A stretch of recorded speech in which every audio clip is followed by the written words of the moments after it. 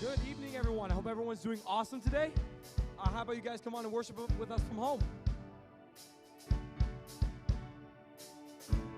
When night is falling and fear is coming, you're still calling me. When faith is lost and my hope exhausted, you will be my strength. When my mind says I'm not good enough, God, you're enough for me. I've decided I'm not giving up. You won't give up on me. You won't give up on me. Your love is holding on and it won't let go. I feel it breaking out like an echo. Your love is holding on and it won't let go. I feel it breaking out like an echo in my soul.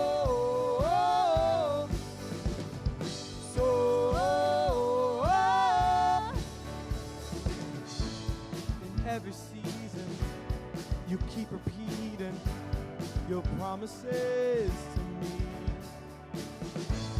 Now there's no stopping what you have started until it is complete.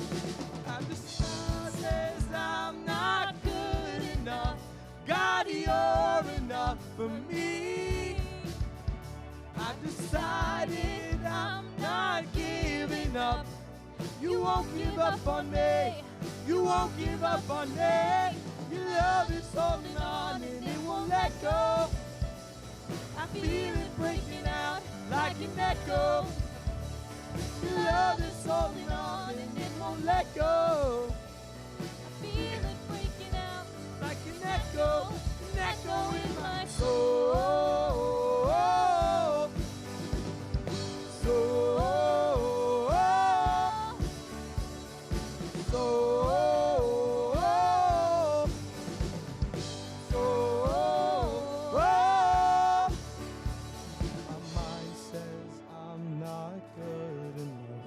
God, you're enough for me.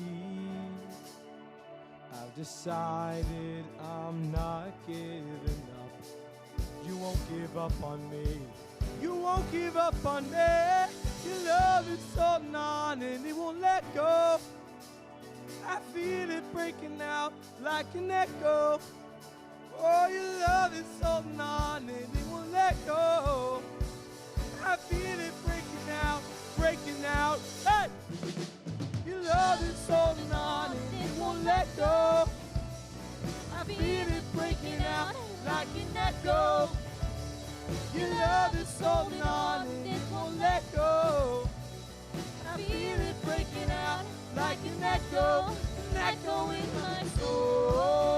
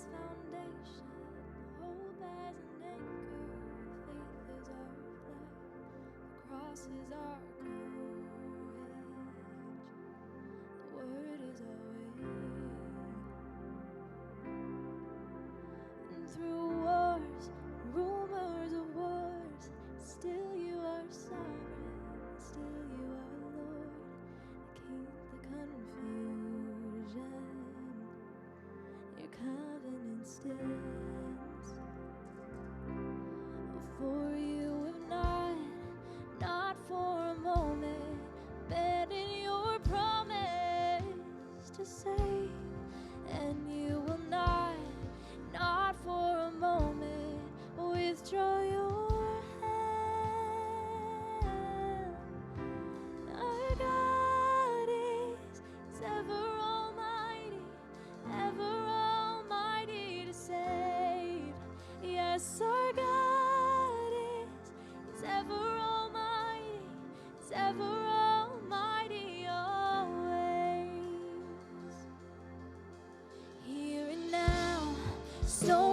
on stone, the house you are building, the people you own, the kingdom unshaken. Your church is alive. Now is one with hearts all aflame, and all our devotions to your great name, exalted forever. Lord Jesus, you reign. And our God, for a moment, landing your promise to save, and you will not for a moment, withhold your praise. Our God is ever almighty, ever almighty to save. Yes, our God is ever almighty, ever almighty always.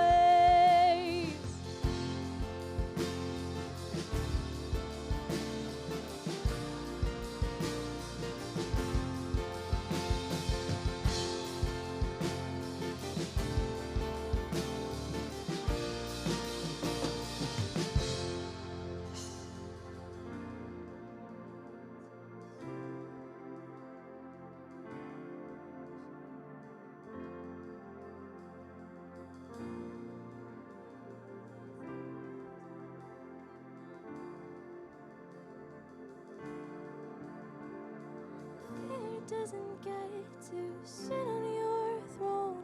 No, you won't share your glory.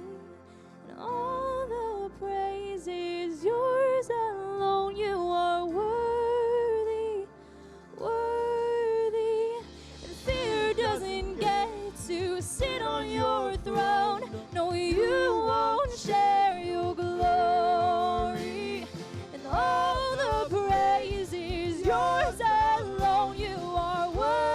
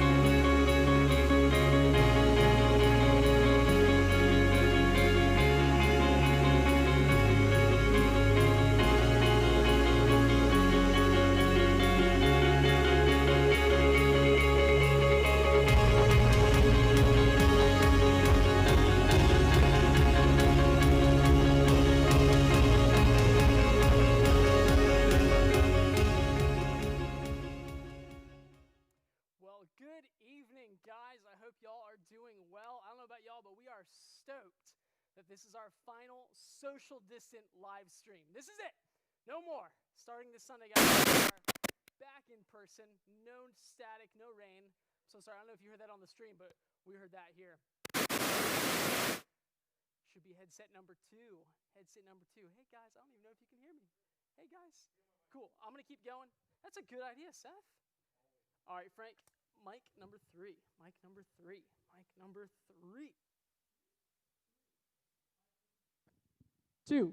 There we go. Hey, guys.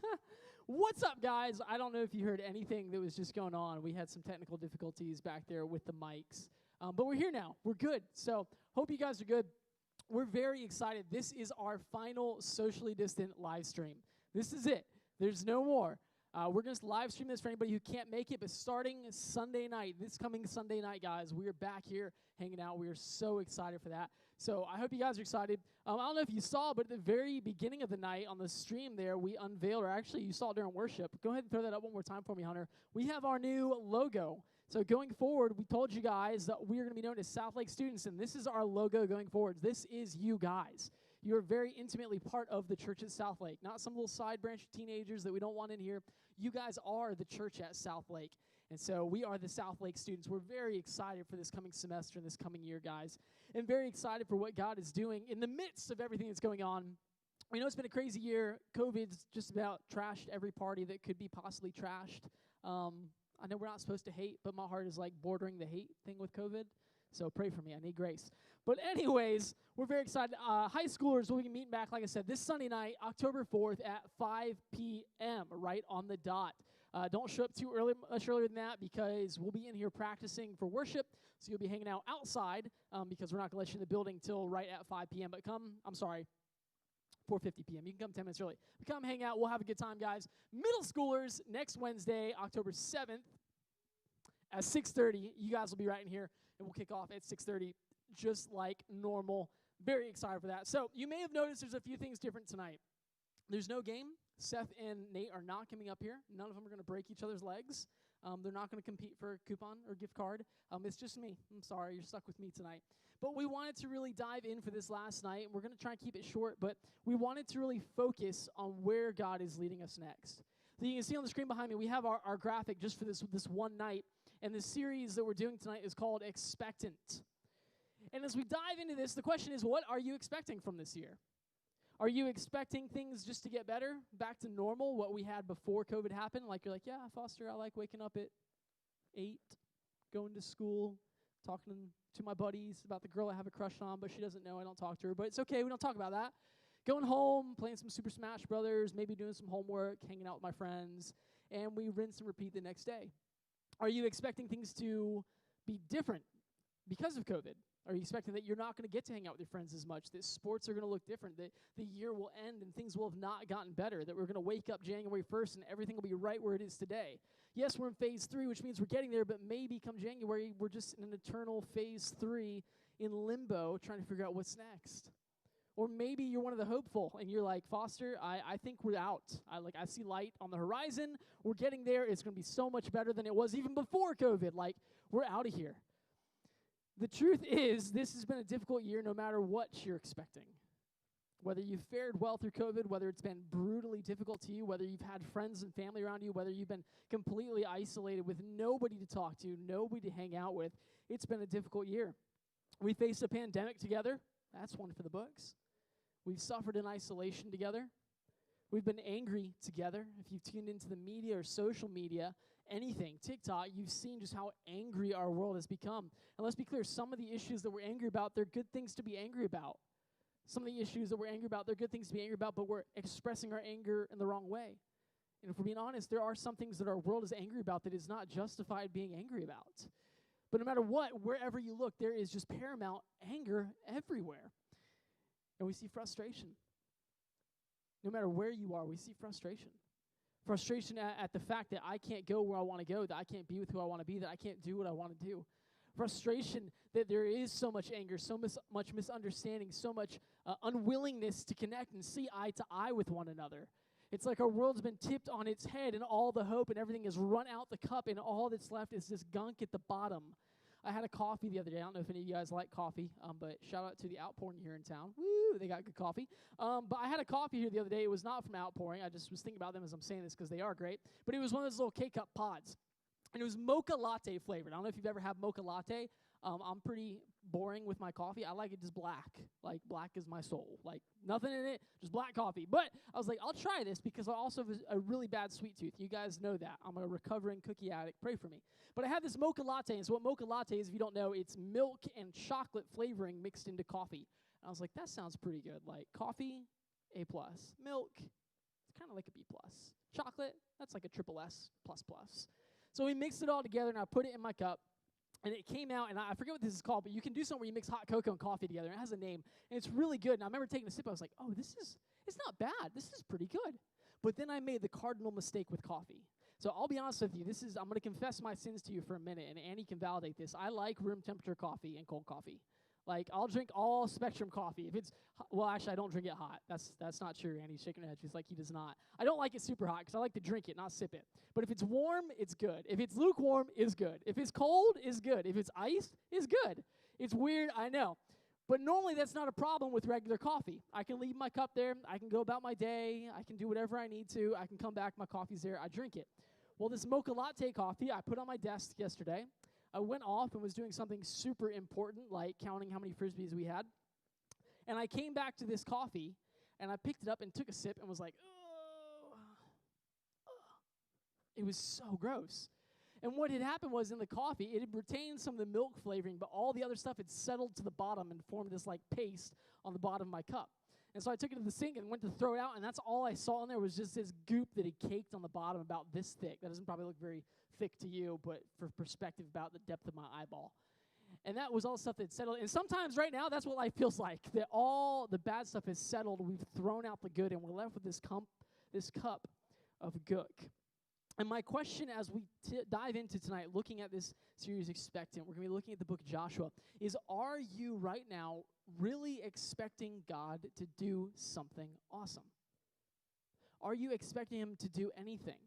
Because here's the deal, I think there's a difference. When I was growing up, I used to be really involved. I grew up in church, and I would constantly be like, yeah, God's going to do something great. But I didn't expect it. Like, I knew, okay, God's good. He's going to do something good. But I didn't go around my days, like, living in expectation of what God was going to do. And there's a difference.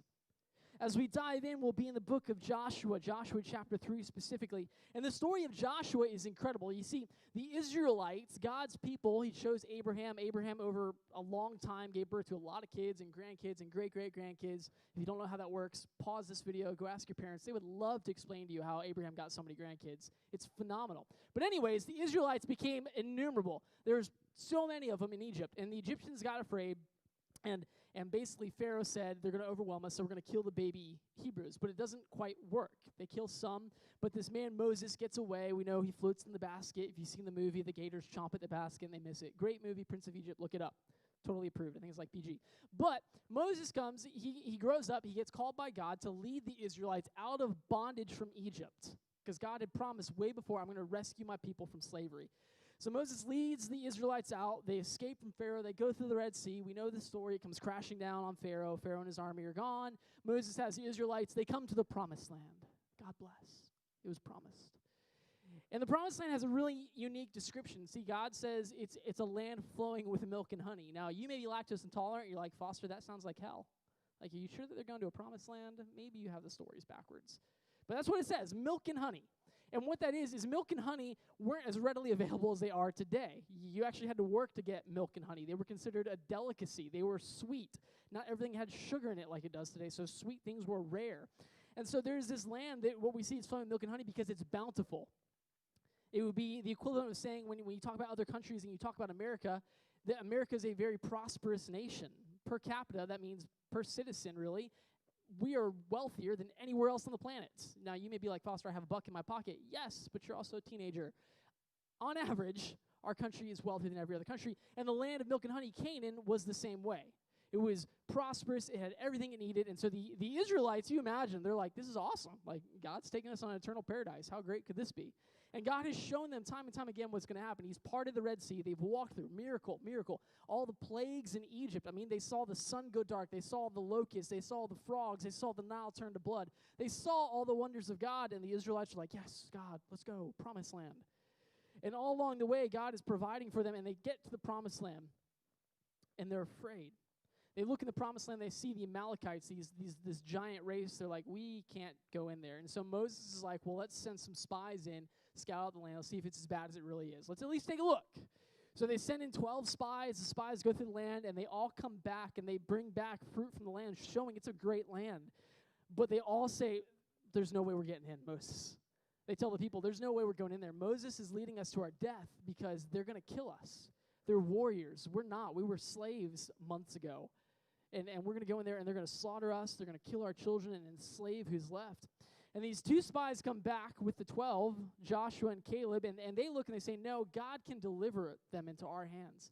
God is strong enough, and he's shown us through all this that he can bring us in there. Well, the Israelites didn't listen, and so God is finally fed up with them, and he says, here's the deal. Because you wouldn't listen to me and trust me to protect your children, all of you are going to wander in the wilderness until this whole generation right now of adults that doesn't believe in me has died. And then your kids that you're so worried about being safe, I'm going to bring them into the promised land like I promised. And so for 40 years, the Israelites wander in the desert. And when I was a kid, I thought this was like this massive desert. They were wandering like hundreds of miles. No, you could cross the span that they wandered in like a couple days, if that. Like, it was very small. They were just supernaturally wandering, lost in the desert. God kept them there. And so finally, 40 years passes. This is where our story picks up. The last of the unfaithful generation has died. That sounds kind of sad, but it's how the story goes. And so the new generation is there, and Moses is on his deathbed, and he finally dies, and God comes to Joshua and says, Joshua, and Joshua's one of the faithful spies. He says, Joshua, you are the new leader of the Israelites. I'm appointing you to take all of my people in there and to take care of them and to lead as I lead you. Now, that's a big task. But what we see Joshua do in chapter 3 is amazing. As they're getting ready for this, okay, they've been camped in this spot for a while across the Jordan River outside of the promised land. And Joshua goes to the officers of the people, the elected officials that he has there, and he says, go around to all the people and tell them to prepare, because 3 days from now, we're going into the promised land. He didn't debate it. He didn't seek wise counsel or somebody else. Joshua said, hey, everyone, pack up. We're heading over in 3 days. And then in verse 5, we see Joshua say this. Joshua chapter 3, verse 5 says, Joshua told the people, consecrate yourselves, because the Lord will do wonders among you tomorrow. Now, we hear that verse, and our first thought is, okay, so he's telling them to go prepare somehow. Like, there must have been something they need to do, pack up, But consecrate is a special word. Consecrate, what it means is this. It means to set apart for a holy purpose. The actual definition is to dedicate a person or an object for a sacred office or a sacred purpose. You are intentionally taking something and setting it aside, setting it apart from everything else for the purpose of something holy. And so we see Joshua right here with the Israelites. After 40 years of wandering in the wilderness, losing their friends and loved ones as they just died from old age and disease, wandering constantly, never having a home. I mean, you have to imagine how frustrated they must have been after 40 years. That's almost as long as coronavirus has been around. And they finally get to this riverside, and Joshua says, this is what you're going to do. Go and consecrate yourself, because tomorrow the Lord is going to do something awesome. Go and set yourself apart. Cleanse yourself for a holy purpose, because the Lord your God is about to do something amazing. Now, consecration, it's not an easy thing. It's not like you go and you're like, okay, let me wash my hands, and I have a special consecration soap. It's kosher, and I'm consecrated. Consecrated to the Jews, what it meant was it was a special routine of bathing. It was a special routine of cleaning their garments. It involved a special diet, things that even though they had a restricted diet to begin with, they couldn't eat other things. And it also meant for adults who are married, no sex. You were fully set apart from everything in every way possible, isolating from the things you knew, the things even that are good, the things of this world that are bad, fully focused on becoming one with God and what he was about to do. Now, what's neat is we see this. In your life and in my life, we have the opportunity to experience God. And if you're anything like me when I was a teenager, I constantly looked around, I was like, God, I want to see you do something. But I didn't really expect God to do something. I was waiting for him to. I was told that he would. But you know how I knew I wasn't expecting? Because there was no actual action in my life of preparation for what I thought God was about to do. I didn't go and pack for where God was about to lead. I didn't separate myself from the things that were bad in preparation for what God was going to do. Yes, I knew that God was good, and I believed he would do good things, but I was not expectant on God. I was not waiting, fully convinced, God, you're about to do something awesome in my life. I had a very passive, like, well, God is good. Yeah, he'll do something. He'll give me a good story, a good life. When I was in high school, I tried out for the soccer team. If you've ever heard my stories before, least coordinated athletic person in the world. But I figured soccer's 99.9% running. And I know Thatcher Cosbab's probably watching. He's like, false. There's a lot more skill than that. And that's what I found out, Thatcher. I was terrible at it. And so I got out to conditioning, and I was running, and I was doing the drills, and I realized I am really bad at this. Like, this is embarrassing bad. And they come running up, the juniors that were already on the team. They're like, hey, you good, man? I was like, yeah, I'm good. This is great. Let's do another lap. And as soon as they run by, I was like, I need a cookie. And what ended up happening was I didn't make it through conditioning. I wasn't actually prepared for the rigors of that conditioning. I went in there thinking, I just got to run. I'll be fine with this. I didn't commit myself to making any progress beforehand. And when I got there and it was the time for something to happen, I was not good to go. And I think that sometimes in our life, we act the same way with God. We know God's good. We're waiting for God to do something, but we don't do anything to actively prepare for what God is about to do. We're not actually expecting him to do something. And so when it comes time for God to actually do something, we're not ready.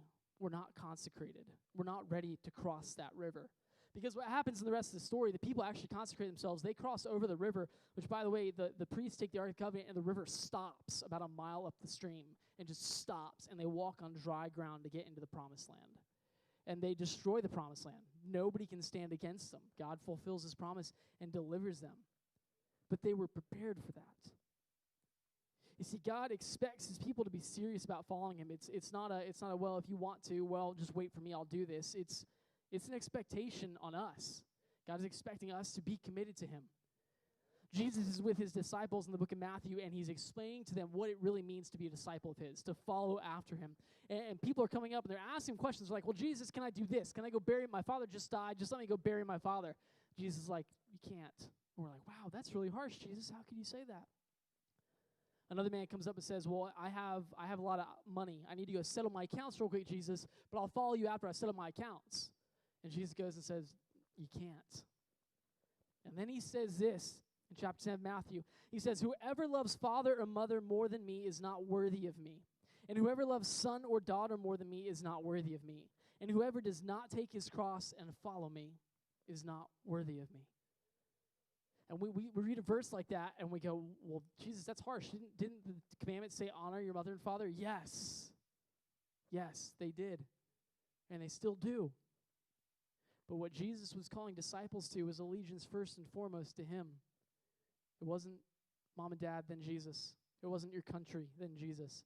It wasn't your political party, then Jesus. It was Jesus. Nothing else on top. Not your passions, not your career, not your loved one, not your kids. It was Jesus. Now, our gut reaction is, well, that's a really harsh thing to say. Well, let me tell you what. Jesus loves all those things more than you ever will. He loves your mother and your father far more than you ever will. He loves your sister and your daughter far more than you ever will. He loves your brother and sister far more than you ever can.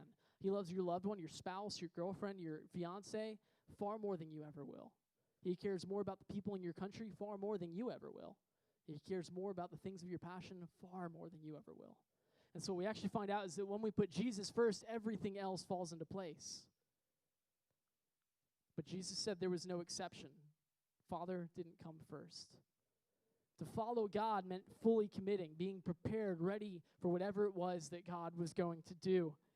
And as we step into this new season, because it is a new season, let's be honest, guys, we're in phase 3 and we're ready to come out. I know you are, I am, I've heard your stories, and I'm right there with you. But it's a new season. As of right now, it's not a reset to completely everything that it was before. There are differences, and that's a beautiful thing, because difference means opportunity. And there's an opportunity for this season as we come back this week for things to be completely different as we rely on God. There's a chance for us to truly expect God to do things in our lives this fall and this spring. And not just to sit back and be like, well, God's a good God, so I'm sure he'll do good things, but to actually expect to go and prepare ourselves to sit there with our backpack on, our shoes laced up, fully ready to go because we are that expectant for God to do something with our lives. Now, that's not an easy thing. It's not an easy thing to ask that. It's not easy for me to say, are you prepared for God to do something amazing in your lives? You're like, Foster, you don't know my life. That's true, but I do know your God. And I do know the good things that he can do. And I do know the good things he wants to do. And when we have the opportunity to follow that God and to expect him to do something amazing and to prepare for that, I think that's when we open ourselves up to actually see it. Not to be an Israelite on the shore that maybe they decided, I'm not going to consecrate myself. I'm tired. God is, maybe he's going to come through this time. I don't know. I'm going to wait and see everybody else. Because once the Israelites went through, and it was a process to consecrate themselves, once they went through, as far as we can tell, the river flowed back. And so if you were that Israelite, it's like, let me see what God does first. And you wait till the morning of, and they start walking across, you're like, oh, shoot, I got to consecrate myself. And you start doing it. You're not going to be consecrated in time. You're not going to be ready. And when that river comes crashing down, and this is not biblical, this didn't happen. I'm just saying, if this was the case, and Israel was like, I'm not going to consecrate because I don't know, you're stuck on the opposite side of the river, watching God do amazing things with the rest of Israel because they were prepared and actually expecting God to do something. Do you want to live the life you've always lived? Do you want to wake up tomorrow exactly as you did today? Do you want the life 5 months from now that you did 5 months ago? Is that good? And maybe you're like, Foster, that's good. That's awesome. I feel bad for you, though. I hope you'll dream bigger. I hope you'll imagine higher. I hope you'll truly contemplate what God might do with you, because I promise his story will blow your mind. Do you want the life you've always had, or do you want to see God do something truly amazing in your life? And so as we look to that, the question that we need to ask ourselves, how do we prepare? Foster, how do I actually get expectant for God to do something in my life? What do I need to do? Clearly, it's not just sitting back and going, well, God's a good God, so he'll do something good. What do I need to do? Well, we've been talking about this for the past month. Maybe there's something that you need to let go of to separate yourself and prepare for God doing something amazing in your life. A habit, a relationship, an action, a club, a sport. Something in your life that this is not good. When I do this is taking my time. I'm the same as everyone else around me. Maybe there's something you need to let go so you can separate yourself and consecrate yourself and say, Foster, I'm going to look different. I'm not going to be with all my friends and everyone else that's doing that. May not be a terrible thing, but it might not be a God thing. I'm going to be different, though. I'm going to be ready because I'm genuinely expecting God to do something with my life. Or maybe there's something that you need to start doing, something you need to intentionally do in preparation for God to do something amazing in your life. Maybe you need to pursue a better habit. Maybe you need to pursue a better relationship. Maybe you need to start something else, a new activity, a new club, a new hobby, something. Get involved with another group in another place, something that actually focuses your eyes on Christ so that when you're doing that, you're standing there going, yeah, Foster, I am fully prepared for God to do something awesome in my life right now. I'm not just sitting back going, he's a good God, maybe he'll do something good, but I am fully prepared and expecting God to do something good in my life. Are you and I truly ready for that? It's one thing to say God's good. Yeah, he's going to do something awesome. It's another thing to show up with your back packed and your shoes laced up and everything you need set and good to go and stand there and go, I am ready for whatever God says. If he says go there, I'm packed. I'm ready to go right now. Why? Not just because I'm prepared all the time, but because I'm expecting him to say something and to do something. That's the God that we serve, guys. He's God who loved you and loved me, who sent his son because he loved us. That you and I were steeped in sin. We had a penalty that we owed because of that sin. We deserved death. That was our just rewards. It was what you and I deserved.